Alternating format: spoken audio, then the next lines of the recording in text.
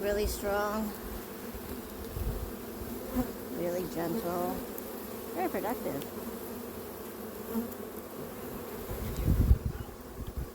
So I look for three things: babies, nectar, and pollen. So we want to make sure the bees only live 45 days. So we want to make sure that there's always the next generation that's ready to go.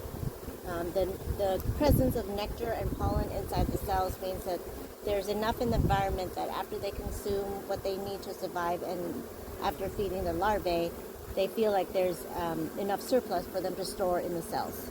So the three things that we look for in a nice healthy hive. So, yeah, pretty good. They look really good.